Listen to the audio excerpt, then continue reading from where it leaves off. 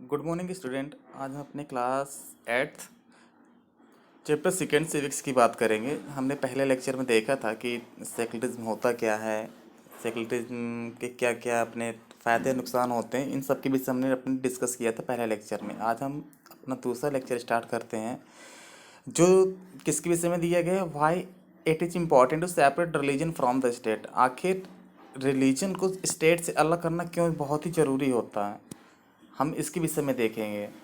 अगर एक रिलीजन को स्टेट में हमने क्या कर दिया कि उसे शामिल कर लिया और हमने उसी के अकॉर्डिंग रूल्स या रेगुलेशन बनाते गए तो क्या होगा, ये हमारे लिए बहुत ही नुकसानदायक हो सकता है। जैसे कि आपने इंडियन कॉन्स्टिट्यूशन पहले चैप्टर में आपने पढ़ा था सेकुलरिज्म के विषय में। सेकुलरिज्म की डिफिनीशन क्या थी, जैसा कि मैंने बताया था आपको कि सेकुलरिज्म में होता क्या है, जिसका कोई अपना ऑफिशियल रिलीजन ना हो, all the religions are equal, जिसमें सारे रिलीजन्स क्या हो, इक्वल हों। ये क्या कहलाता है, हमारा हमारा क्या कहलाता है, सेकुलरिज्म कहलाता है। इसी के विषय में डिस्कस करना है। यहाँ पर बताया गया कि कैसे अगर हम स्टेट से अलग नहीं करते रिलीजन को तो कैसे नुकसान हो सकता है, इन सब के विषय में अभी देखेंगे। जैसे कि मैंने श्रीलंका की स्टोरी बताई थी पहले लेक्चर में, आप आई होप कि आपको याद हो स्टोरी क्या थी। कहते as discuss the most important aspect of the secularism it is separation of religion from state powers. This is important for a country for the function democratically. यानी कि ये किस लिए इम्पोर्टेंट होता है, जिससे क्या किया जा सके, डेमोक्रेसी अच्छी तरह से चल सके। इसलिए इसको क्या करना बहुत ही ज़रूरी होता है। Almost all country of the world will have more than one religious group living in them. जितनी भी डेमोक्रेटिक कंट्री होती हैं उनमें से क्या है बता रहा है कि जितनी डेमोक्रेटिक कंट्री उनमें सबसे यानी कि जरूरी एक ही रिलीजन नहीं रह रहा है वहाँ पर। ये कॉमन है कि एक से अधिक रिलीजन रह रहे हैं। कहाँ पे, डेमोक्रेसी कंट्री की लोकेशन को बता रहा है ये। within these religions group their group living in them within these religions group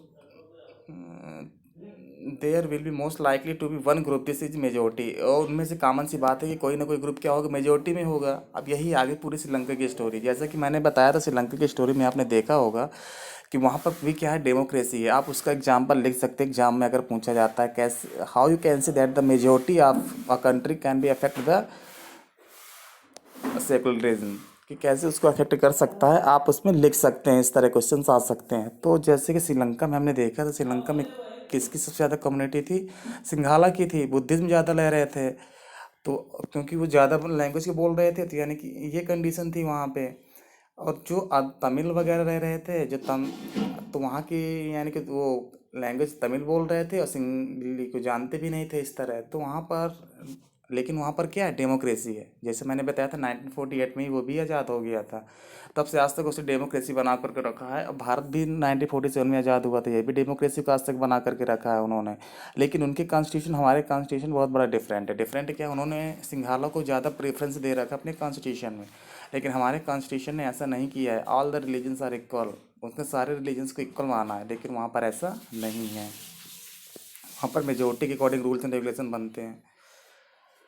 यही इस पूरे पैराग्राफ में दिया गया है, आप देख सकते हैं इसको।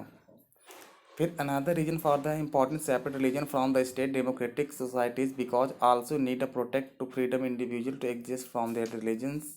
तो और किसकी ज़रूरी होता है, democratic, because we need protect freedom of individual. जिससे क्या कर सकते हैं, क्योंकि आपने देखा होगा कि बहुत से हमारे माइनॉरिटी भी रहते हैं जिन जो रिलीजन में हो, जैसे जैन हो गए, देखिए कुछ ही परसेंट होंगे भारत में।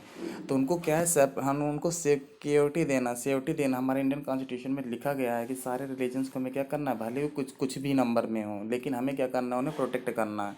उनके इंडिविजुअल राइट को हमें बनाना है। और इसमें क्या कहा जाता है कि किसी को ज़बरदस्ती हम उसको धर्म नहीं दे सकते अपना। अगर वो सोचता है कि नहीं, हिंदू रिलीजन इज बेटर और Muslim religion is better, so he can adopt that, no can be, उससे कोई इंटरफेयर नहीं कर सकता। और ना तो no one can forward to him for adoptation any religions, कोई इसे माना भी नहीं कर सकता कि आपको कोई रिलीजन्स से अडॉप्ट करना है या नहीं करने देना है, ऐसा कुछ भी नहीं हो सकता उसके साथ में। ये सब पॉइंट यहाँ पर लिखे गए हैं, आप देख सकते हैं उन्हें। फिर कहता है व्हाट इज सेकुलरिज्म, सेकुलरिज्म होता क्या है।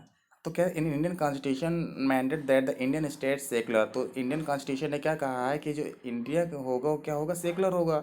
According to the constitution only a secular state can realise its objective ensure the following. तो कहता है सिर्फ जो कॉन्स्टिट्यूशन होता है वही बता सकता है कौन कौन से ऑब्जेक्टिव होते हैं सेकुलरिज्म के। कहते that one religious community does not dominate another. आगे वही पॉइंट उसने जिस तरह श्रीलंका में तो वहाँ डोमिनेट हो रहा है, लेकिन हमारे यहाँ कोई डोमिनेट नहीं कर रहा। हमारे यहाँ जितने भी रिलीजन से क्या है, सब इक्वल हैं।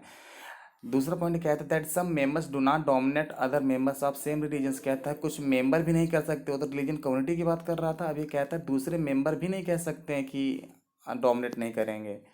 द तीसरा जो पॉइंट कहता है the state does not enforce any particular religion to take away from the religion freedom to individual. वो कह रहा है कि आप किसी भी रिलीजन से उन्हें फोर्स नहीं कर सकते हैं कि आपको रिलीजन्स लेना ही पड़ेगा। ये सब चीज़ें इसमें दी गई हैं। तो Indian state works various ways prevent the above domination. वो कई तरह से कॉन्स्टिट्यूशन में हमारे साथ कई तरह की चीज़ें लिख दी गई हैं, अगर आप इसका वायलेशन करते हैं तो आपको सज़ा भी हो सकती है। इन सब का इसमें डिस्क्रिप्शन किया गया है। आई होप कि आपको इतना समझ में आया होगा। आप अपने सेकेंड लेक्चर में देखेंगे जो